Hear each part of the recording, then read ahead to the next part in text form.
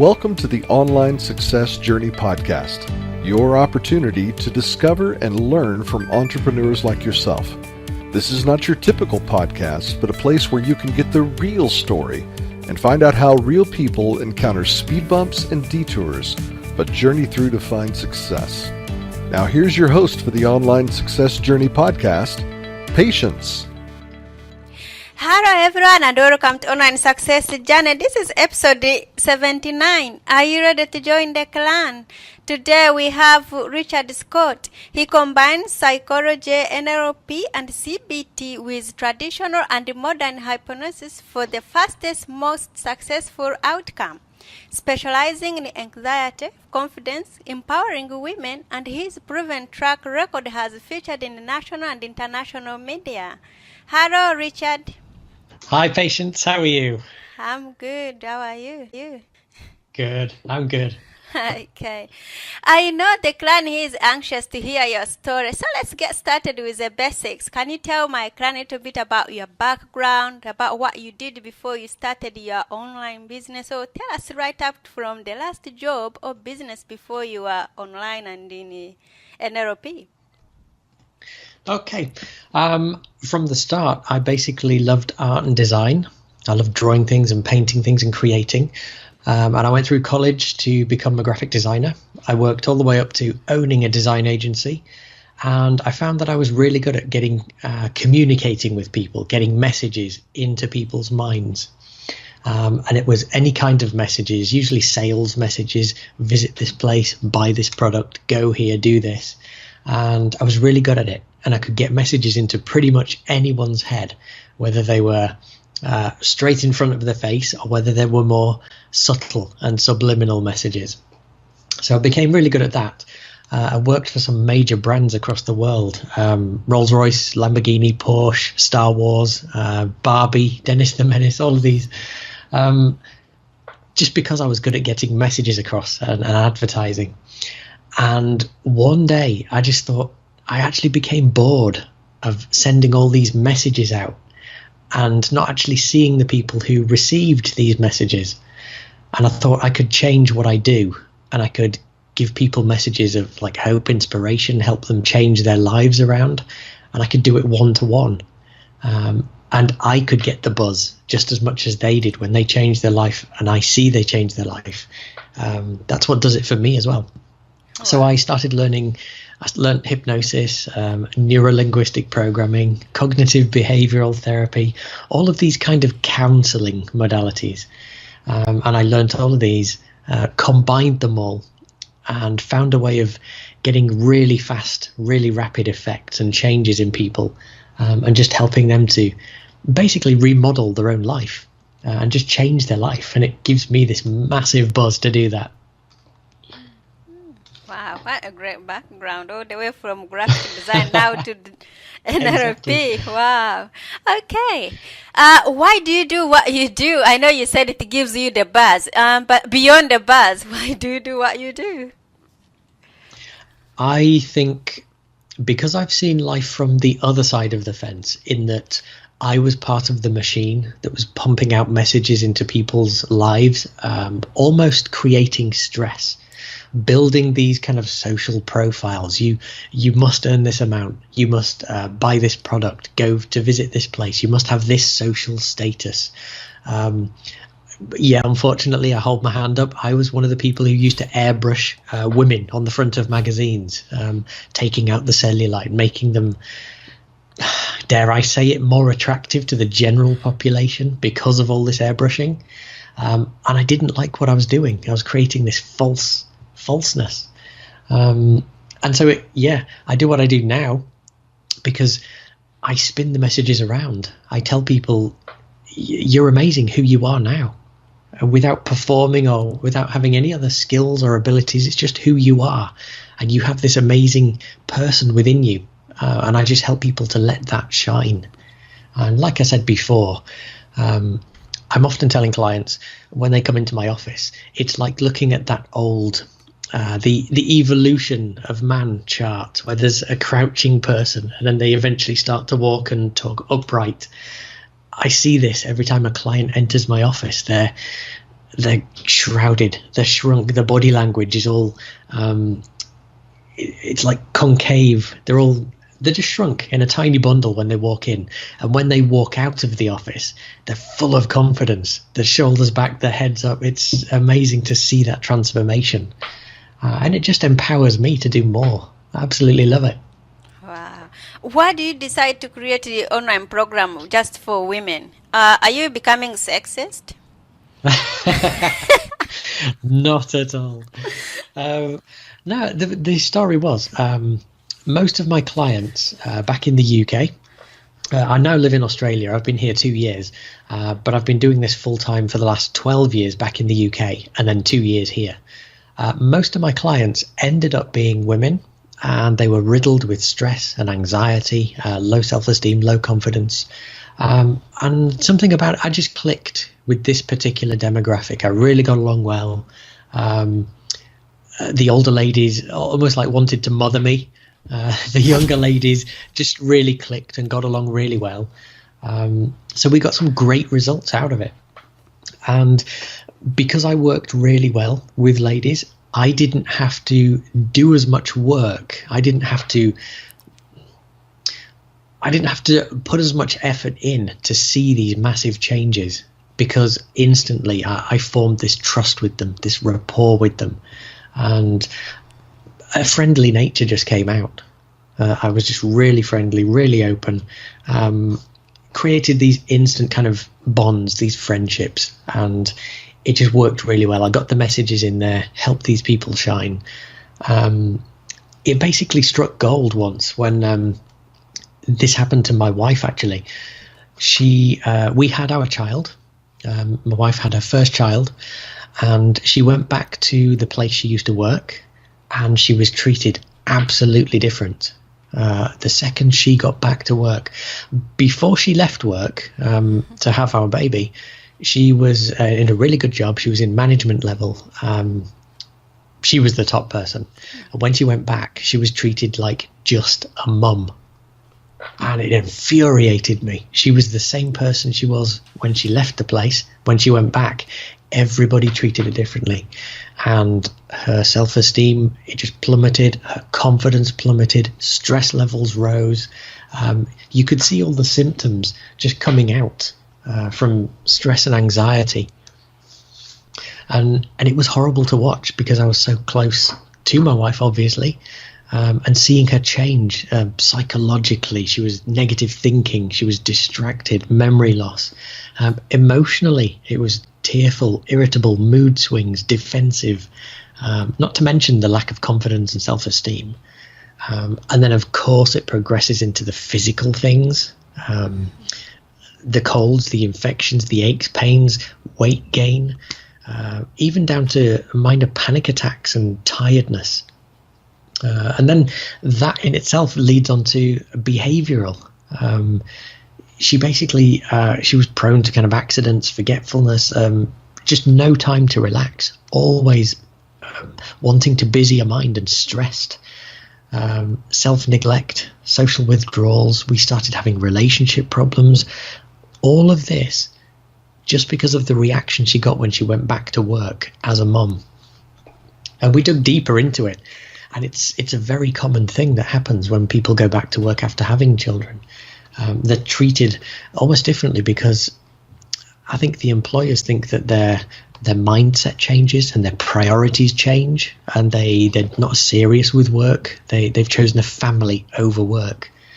And I just thought, I can step in here. I can teach these people to just absolutely shine, to not let the external world batter them down, and to just be themselves and allow that to show everybody else that, yeah, I am this powerhouse inside. I'm still this person with kick-ass confidence, full of self-esteem. Even though I am a mom, I'm also this powerhouse businesswoman as well. And I love showing people how to achieve that just really easily.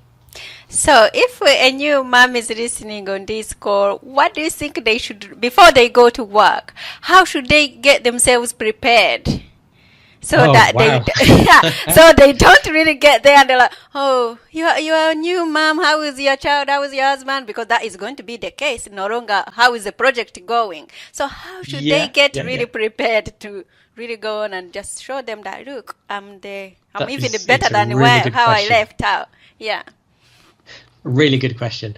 There are lots of things to do to take on board this kind of this essence of empowerment. Lots and lots of things you can do. Little practical things, just little different ways of thinking can help you progress through a day. Accept that life isn't perfect, for one, because everybody seems to be striving for this perfection. Everybody strives for this perfection, and you start to compare yourself to others. And it's one of the fundamental flaws. You just really shouldn't compare yourself to anyone else's achievements, but just be more focused on your own achievements. And just in doing that, you can start to build this kind of self-respect again. Yeah, I'm this person. I've achieved this in my life. I've done this. And even aside from the achievements, I've now had a child. What a miracle. And that's one of the biggest miracles in the world. And I've achieved that. And I've now got this loving little child with me. Perceive any challenges as opportunities for growth. You're going to plow through every single day with some kind of challenge. We all do. But see each challenge individually. Don't step into this overwhelm and generalize everything as a massive challenge. Break the challenges down into smaller challenges. Don't see them as problems. Actually call them challenges. Because even down to the language that you use every single day, your words, the words that you take to yourself, they're the most important words you will ever hear. So those things that are rattling around in your head, if you call them problems, they just become catastrophic. They're just nightmares, mega problems. It's end of the world stuff. But if you just call them challenges, it instantly kind of reframes the way you think about them. Challenges, they might fail, but you might be able to succeed as well. It doesn't instantly turn it into a negative. And if you're not thinking negatively, you can start to think more positively. Instead of thinking of all the negative traits, just start to think of positive things. Monitor your own thoughts. Realize how often you actually think about negative things. How often you doubt yourself, how often you worry about the future. And if you catch yourself doing all of these, you'll be in a better position to become aware of them and then instantly stop them and try to replace them with positives. I almost get into no end of arguments in the office because people bring problems and challenges to me. And I have such a positive personality. I spin everything around into a positive slant. I see everything as a learning experience. Even if something goes wrong, catastrophically wrong, you now know how not to do it again. You've learned something. So you can take that through to the future and see this negative as a learning curve, and it spins it into a positive. Just basically be open to change, be more flexible, and deep inside, you've got to start nurturing this belief that you are good enough. It's one of the biggest challenges that most of the ladies that I see, they believe they're not good enough. And that usually comes down from very early memories. It usually starts as a childhood memory, a feeling of not being good enough. And quite often it's down to a family dynamic, the relationships in the family when the child is very young. If there's some kind of disturbance in the family, let's say mum and dad are arguing, the child will ultimately pick up on the tension and the stress in the place. And then the child may even try to resolve the issue themselves. And it's obviously not their place to resolve the issues. But the child might try anyway, just to make mummy or daddy or whoever's looking after them feel better. And when it doesn't actually get better, the child then takes that thought upon itself and starts to think, well, maybe I'm just not good enough to do this. Maybe I'm not good enough to help people. and just planting the seeds in that early age. If that thought is continued to be thought about, it starts to build these stronger neural pathways.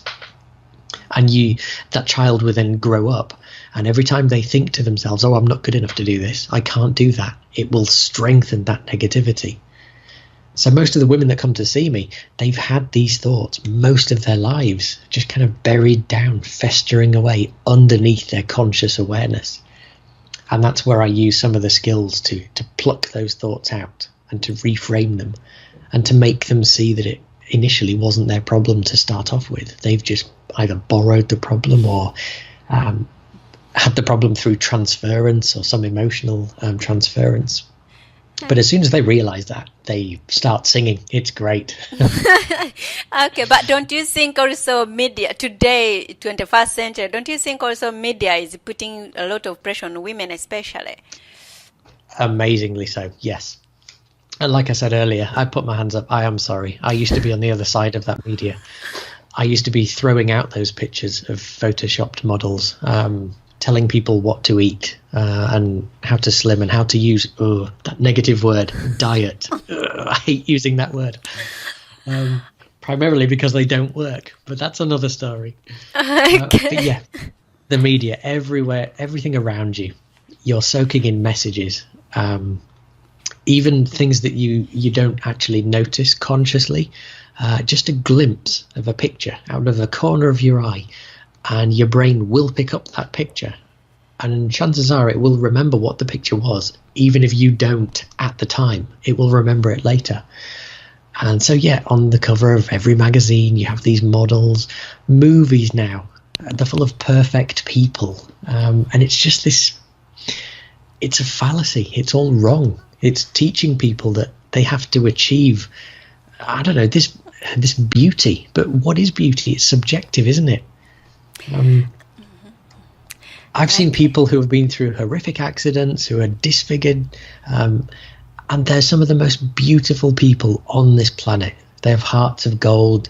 They're just amazingly intelligent. They are just amazing, but they don't look like the perfect mold. And I can't stand the way society's gone because of that media. Okay, we blame you. Right? Hey, that's why I'm making amends now. Okay. Okay, we forgive you. All right. Let's put man aside. How did you know you were successful in your NLP design for women? I've basically got feedback over the last 12 years of full-time doing what I do in the hypnosis and the NLP and the CBT framework, treating people for the last 12 years, primarily women, getting the feedback from every single session, what worked, what didn't work, what worked best for this certain type of lady, even different techniques for different ages or different backgrounds, different cultures, different religions. Everybody thinks slightly differently. So I've just basically taken 12 years worth of feedback and techniques and perfected some of them, and then put it together as a program, which initially I'm going to deliver in person so I can see the results from this absolute program. Because up to now I've treated people separately and tried parts of the techniques with these people, but this is the one where everything comes together. So I just know it's going to be absolutely massively successful, because in over those last 12 years there have only been 6 clients that my techniques haven't actually worked for, and I'm talking about thousands of people now, and it's only not worked 6 times, 6 individual times. So I don't know, do the maths. What's that? It's at least a 99% success rate, which I find staggering. Wow. Okay. I have seen many NLP programs online. Everyone wants to be a coach, but can really anyone become a coach? Or some of you are born talented, or should I say they are special? Can anyone become a coach? That is the ultimate question, isn't it? Part of me is almost biting this microphone at the minute. No. not everybody can become a coach. The market is flooded with coaches now, absolutely flooded. And every day I see courses that are available that teach people to become a coach in a weekend. They teach people to train in hypnosis in a weekend, or NLP over a weekend. And these people go on these courses for 3 days and they call themselves practitioners. They call themselves coaches. And it infuriates me. I've been doing this 12 years and I'm still learning. Every time I see a client, I learn some extra little gold nugget of information. And to learn something over a 3-day course. Most of the coaches nowadays, you find people who are becoming a coach because they've been through a journey, a story. They've had a transformation. They've gone into some kind of pitfall, into a pit of despair. They've been helped to get out of that pit of despair, and they just jump on board with the techniques that an operator has used to climb them out of that pit of despair. So the person that treated them was the coach, was the therapist. But because this person has experienced that low, they do have like a unique skill because they've actually been there, but they also then have to train for as many years as the therapist that brought them out of that hole had to train to be as good as that. And I don't think that's being taken into account. There are a lot of people who promise to make you into a coach in a few days, and I think it's a disservice to the people who have been properly training over decades and have that kind of experience. But the one way you can get past that is to ask people, if you approach a coach or a therapist, ask them for social proof. Ask them how many people have treated, can you speak to them, or do you have testimonials from them, some kind of social proof. I know I've got hundreds of people who I can just throw out to people and say, yep, these people who came to see me for stress, these for anxiety, these for fears and phobias, these for weight loss. In fact, I did it yesterday. I sent off a load of testimonials to somebody who was asking just that question. If you're a newly qualified coach and you haven't coached anyone before, you're really a fledgling. You're not that experienced. So I would go for people with a lot more experience and trust them instead. But sorry to ramble on, but Okay. you hit a nerve. I just wanted to see how you would feel. You're Okay. trying to upset me, aren't you? No, I'm trying to see what are you doing on the other fence of the side. Okay, what are your 3 tip tops for any ladies out there listening and suffering from anxiety? Okay, off the top of my head, let me see. Anxiety, if you understand it, it's all about worry. Stress is a pressure that you feel all around you, but anxiety is a worry about something that may or may not happen in the future. So to be anxious, you're thinking of something in the future. What I would say immediately, bring your mind back to here and now. It's the essence of mindfulness, living in the moment, right here and right now. Because what I've been saying recently is I've been telling people, if you think about it, right now, this second, now, is all that ever is. It's all that ever exists. The past, it's history. It's gone. It's yesterday. It doesn't exist anymore. Tomorrow, who knows what's going to happen tomorrow? It's a mystery. But right now, that's the only point that you're actually living. And it's this point right now where you can make decisions which determine your tomorrow. So if you're anxious about something, bring your mind back to right here and right now.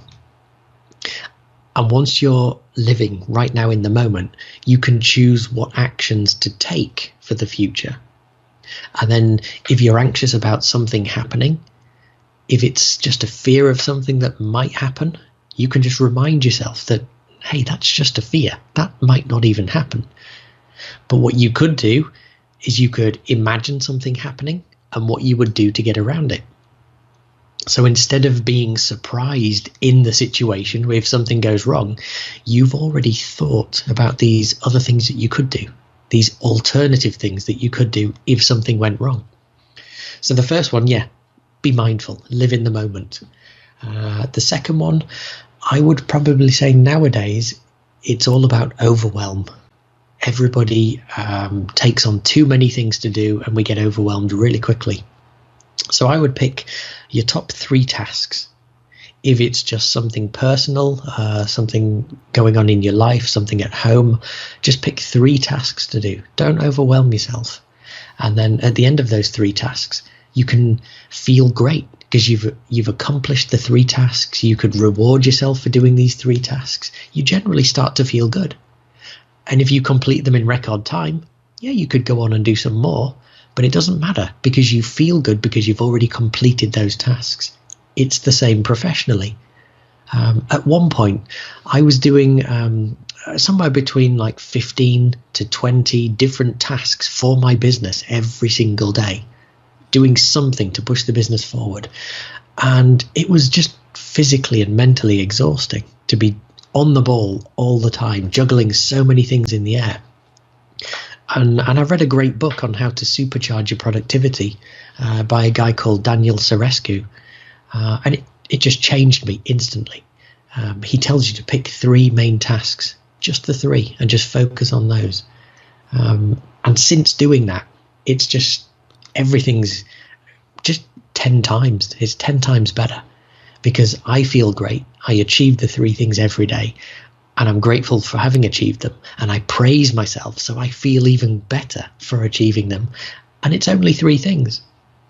But it's the most important 3 things that I've chosen, which push the business forward. So that's great. So be mindful, prioritize your tasks, and realize that mistakes happen. Don't beat yourself up about it. Mistakes, they're there to teach us things. I often say failure doesn't exist. You either win or you learn. So even if you do make a mistake, it's not the end of the world. Learn from it, move on. And just by doing those 3 things, being mindful, prioritizing your tasks, and just learning that mistakes happen, just doing that, you can create more energy for yourself, more time for yourself, and get a better sense of control over your entire life, just because of those 3 things. So it's amazing when you can break them down just to 3 simple things and do that to change your life. Wow. Okay. What is the most valuable thing you have ever given away? Wow. Probably my time. But does that sound conceited? Wow. My heart to my wife. Well, that's not we can't share that. We are all the way to the UK and around the globe, so I think good advice, it's invaluable. That probably is the best thing I've ever given away. Just good advice that changes people's lives. I've never been one to keep things to myself anyway. I've always shared things with everybody around. Even if I haven't had that much to give, I've always given more than I've ever had. And I think that's why people have responded so much, because they've seen that I would give my last penny if it helped somebody else. And to get that kind of commitment, it's quite rare, but I'm proud of being like that. I grew up without much money, so I didn't see money as being that important. I found other things to appreciate, and knowing that now, I'm not drawn to money. It happens as a perk of treating people. The more people I can help in this world, obviously the more money will flow back to me. But my focus is on serving people, and that's probably the most valuable gift I can give, just serving people with the skills I have. Wow. Okay. Let's talk about your business in more details. You said you treat people in person, they come and they see you, but then now you're creating this program which is going to be online. How is that going to really benefit like me coming to visit in your office and now I'm here online learning it? What are the benefits? The benefits to you are that you can basically spread the treatment over a 12-week period. Rather than just coming to see me for 1 hour a week or 1 hour every 2 weeks, the things that you get with the online program is that you get downloadable items, worksheets, PDF e-guides, all these kind of downloads that you can progress through in your own time. And you actually, when you come to see me, we spend an hour going through hypnotic techniques and using different NLP and CBT skills to change the way you think. I record those and I get them down into MP3 format and I give them to you. So when you download the program, it goes over, excuse me, it goes over a 12-week period, but it covers everything that I would do actually in person. If we were to actually break down the content of the whole thing, you are getting so much more than you would ever get actually seeing me in office, because you get to keep all the MP3s, the downloads. It's not just an hour spent with me. It's an hour spent with me on the MP3, but you can listen to that every single time you want to. So in essence, you could have, 10 sessions a day if you really wanted to, and learn from all these techniques. Whereas the people who come to see me in person, there's obviously just one of me. I can make the session a little bit more bespoke, but there's only one of me, and I can only see so many people during a day. But this way, it gets to go global. I get to do what I do and send it out globally. Okay. Now, while I'm listening to this MP online, if I have a question, can I just email you? Can I get in contact with you? Yeah. Now, the whole point of this is that I can send things out globally, but I'm always contactable. There is always support through the form of, at the moment, I do phone or text support, email support. Anybody's always welcome to contact me to ask questions. I always encourage that, because the more questions people ask, the more information I can give. And it's all about clarity. When you get things clear in your mind, if you have any doubt, that just puts this negative slant in your mind. All you have to do is contact me by any means, ask a question, there's the answer. Suddenly the doubt's gone. And then you can proceed with whatever else. Okay, I was just worried that once I'm going to listen, I was going to be left in the cold and listening to this MP, and I can't get access to Not at all, no. I don't want mine to be like that. I've seen other courses that basically drop you an email and that's all you get. No.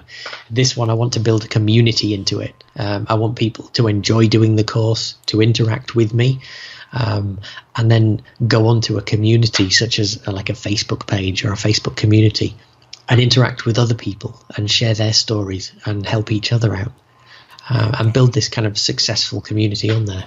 Wow. All right. So where do we find you, and we can then start accessing this lovely information?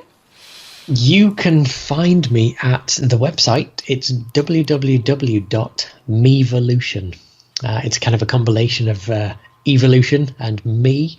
So it's Mevolution, mevolution.works, mevolution.works. And if you were to go onto that website, there's a lot of information on there. It tells you all about the different stages of the course, the journey itself, testimonials from people who have used the course in person. I offer free consultations, and there's even a free gift on there to instantly start your journey. It's a free download where you can use it to de-stress, to help yourself relax and get a little bit of clarity in your mind. Wow. So right from the beginning, there's a free consultation and a free gift right there without you having to do anything. Wow.